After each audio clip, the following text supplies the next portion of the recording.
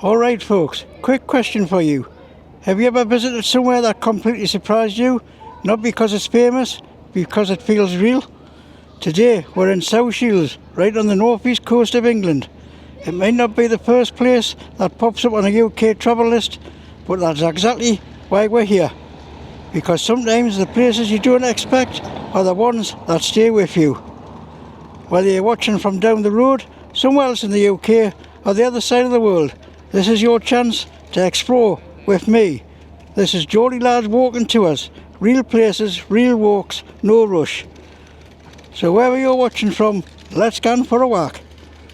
So we're starting our walk on Ken Street, which looks to be the main shopping street in South Shields. Got all the usual retailers. Got Bon Marsh, Boys, and some new building which is getting built on my right hand side there, which I believe has something to do with a new campus or something. I don't know for what college or university. So as I say, we're starting up here, well, they're all the way down to the seafront. Just have a general look about, see what's going on, see what we can see in South Shields on this April afternoon. As I said, that's most of your normal everyday shops what you see on any high street.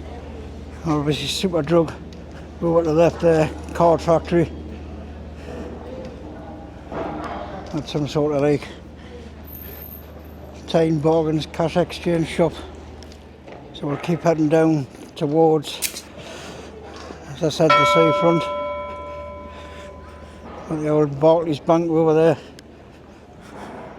Over to me right, we've got Boots, Vodafone, JD Sports. Sports looks pretty quiet today. I don't know how busy South Shields gets through the week.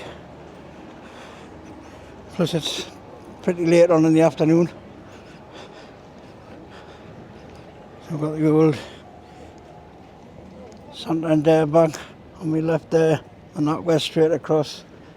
We've got EE, and through there we've got sort of a little retail park with B&Ms and stuff in.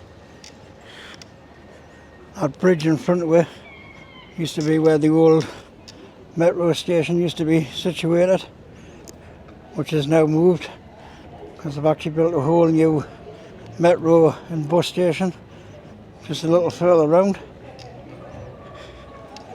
which I'll try and give you a look of because I think it's through this cut just over to my left. I'll have a walk under, have a look.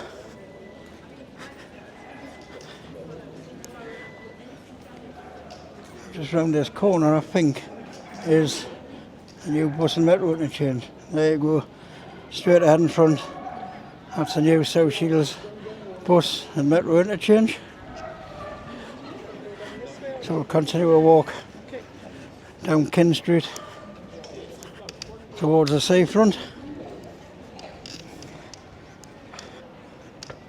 You've got all the usual suspects there.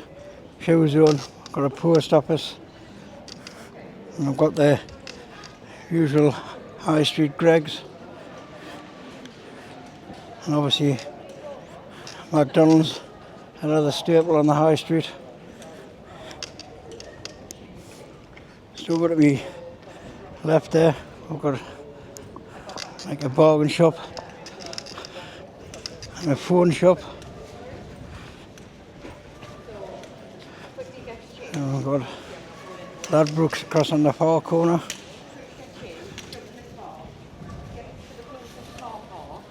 And we've got a pub just on the far corner there called the Ship and Royal. So on the right there we've got the library. Got a statue of a lion. Let's see what it is. The Golden Lion. The statue originally part of the Golden Lion Coach House in Ken Street was re-erected here. The completion of the pedestrianising scheme in 1988.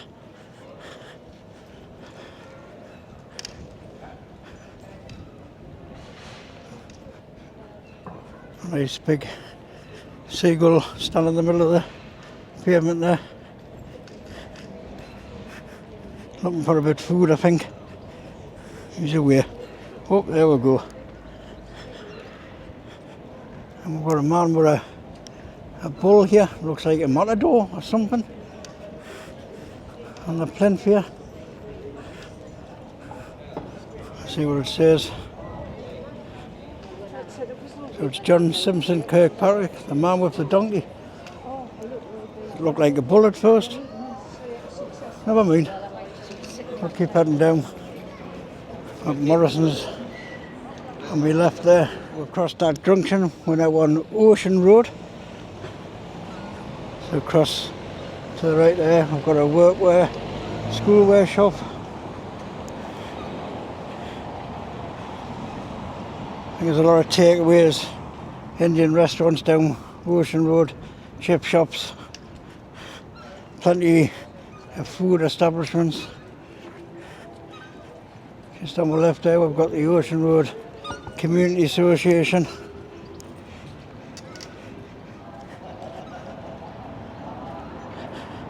So this is a long straight road. It takes you all the way down to South Shields Seafront.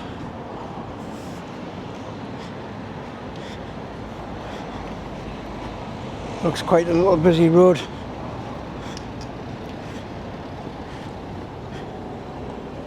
So over the other side there, as I say, a lot of takeaways, chip shops, Indian restaurants, all sorts of different variety of food. So we'll continue down Ocean Road. Quite a nice road actually, with it being tree lined.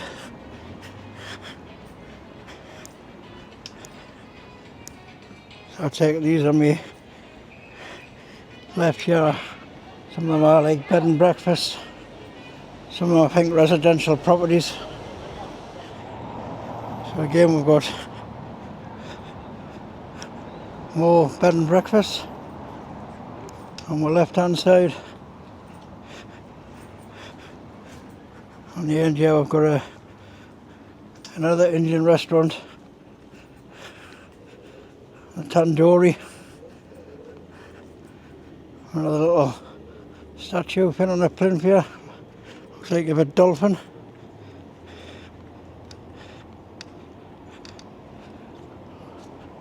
I don't know what the plastic bottles represent around the side of it. I don't know if it's something to do to keep the oceans clean. Looks like them look like ice cream cones.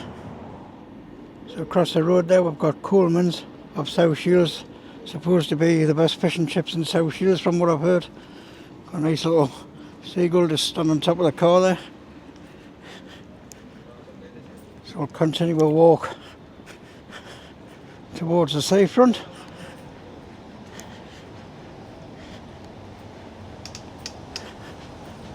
All these on the left definitely look like mostly bed and breakfast, all the way down. A few residential properties thrown into the mix. Across the other side, again, more Indian restaurants. We've got a pub across the other side called the Marine.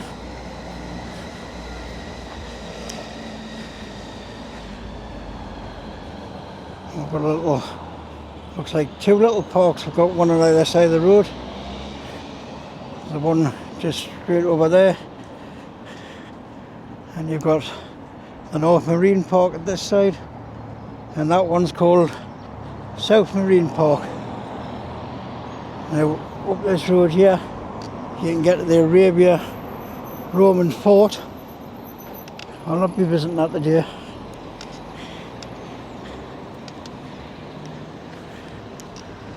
As I say, two nice little parks. We've got the one over the other side.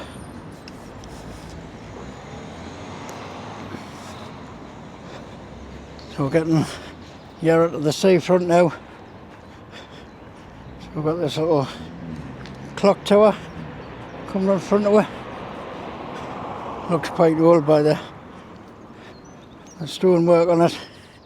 So this stone concrete clock tower is the lifeboat memorial. There you go, there's a bit of information on it. Commissioned to commemorate Queen Victoria's Golden Jubilee in 1887.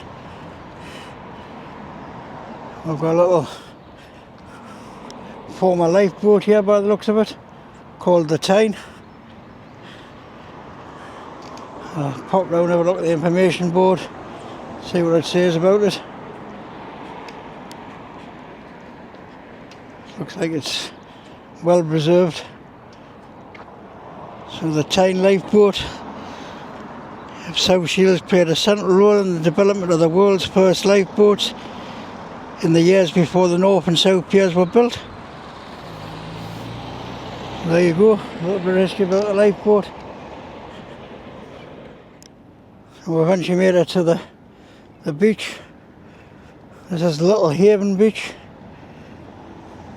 You can see how calm the sea is today. So if you look over in the distance, that green headland right in the far distance is Tynemouth. You can see the prairie on top of the hill. We'll head round, we've got another one of those dolphins, what we're seeing further up in the town centre as we're walking down.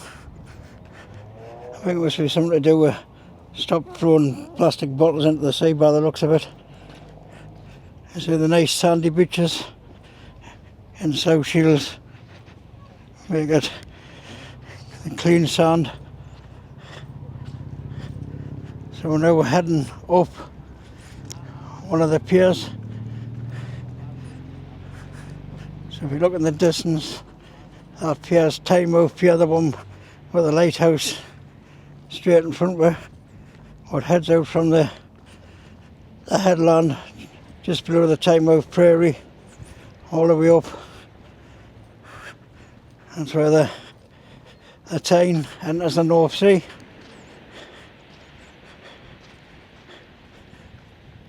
As I said, you can see how calm it is today, hardly any wind. We've got like a little red lighthouse just over in the distance there. That's actually where the mouth of the Tyne is, where the ships and that start heading up the river. So we'll continue heading along the pier. And get to look down the side there and see all the rocks.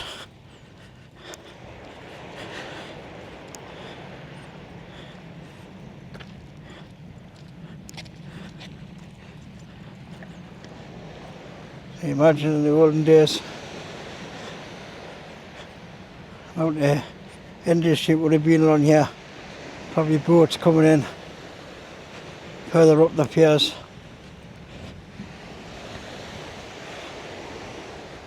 Still got all the people fishing off the piers, both sides, this side and obviously the Tynemouth side.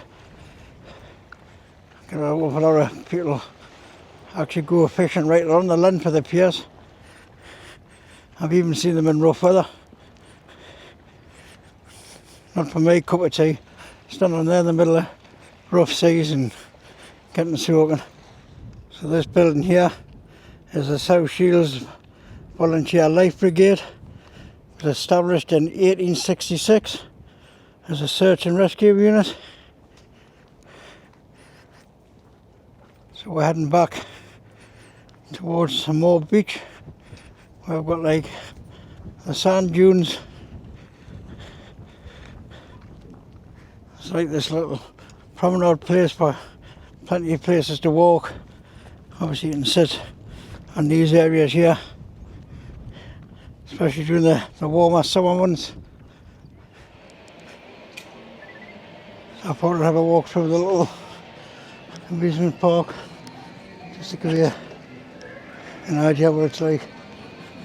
Obviously the amusement arcades are open Obviously none of the rides are working today. Not at the minute anyway. I don't know if they'll open a bit later on in the day. There's a little coaster thing going around in the distance there. I don't know if they're obviously just testing it. By the looks of this, none of this is going to be open today. Got a pirate ship there. Got the usual fairground games and that you can play. One or two other rides. To be honest, I think they're just setting some of these rides up ready for the summer season.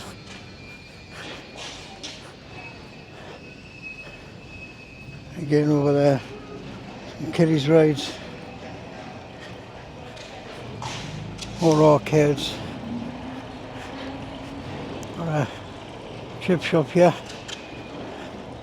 Fish and chips, tea, coffee, ice cream. The sea view cap. Again straight across. We've got another one called the Blue Marlin. Fish and chips and takeaway. It also includes a restaurant. So we're back on the promenade, just beside the beach. Over here we've got like a little Pirates Cove golf. So more sitting areas for you for the kids. There's a skate park over there, some basketball. Got 5-a-side pitches and so on all around this area.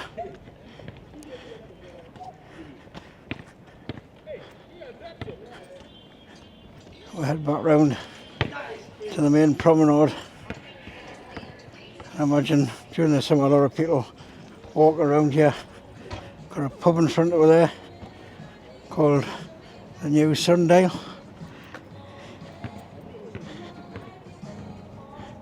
I've got a massive foot on here, and this time we'll go and see what the foot says.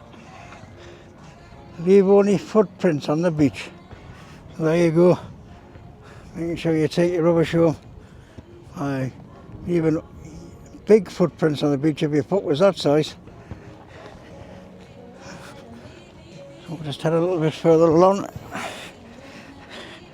and see all these quite nice sitting areas for you to enjoy during the summer months, especially the warmer months. It's not too bad today. And that brings us to the end of today's walk around South Shields. Hopefully you've enjoyed seeing a bit of this place, whether it's somewhere you know well or somewhere completely new to you. If you did enjoy the video, give it a big thumbs up, as it really helps the channel grow and gets these walks out to more people. And if you'd like to come along on the future walks, make sure you hit that subscription button and ring that bell so you don't miss the next one. As always, a massive thank you for watching, and I'll see you next time right here on Geordie Lad Walking Tours.